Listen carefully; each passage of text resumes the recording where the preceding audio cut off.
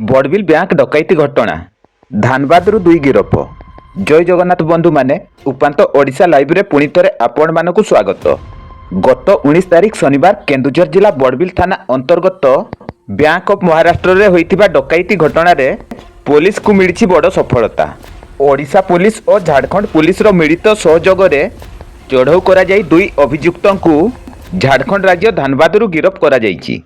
एथि सहित सेमानक निकटरू 288 ग्राम सुना, 2टी स्कॉर्पियो गाड़ी और 4टी स्मार्टफोन जबत करा जाइछि। लुट घटना संपृक्त अन्य अभियुक्तों को धरिबा पई लुट टंका और अलंकार उद्धार करने निमंते पुलिस पक्षरु विभिन्न स्थान रे चढ़ऊ जारी रही।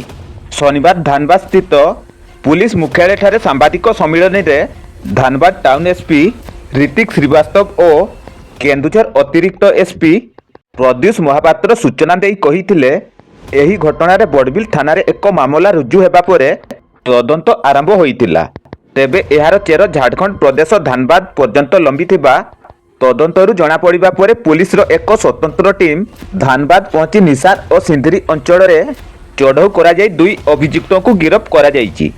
गिरफ अभियुक्त माने हेले धानबाद चासनाला अंचल रो राजकुमार सिंह और कुणाल राज वर्मा। एही लुट घटना रे 6 केजी 400 ग्राम सुना, नगद 4,35,000 टंका लुट होइतिबा बेले अभियुक्तों को धरिबा पुलिस पई एक कड़ा चैलेंज थिला। शनिवार दुई अभियुक्तों को बड़बिल एसडीपीओ ऑफिस ठारू बड़बिल बैंक ऑफ महाराष्ट्र पर्यंत रोड मार्च करा जाइतिला।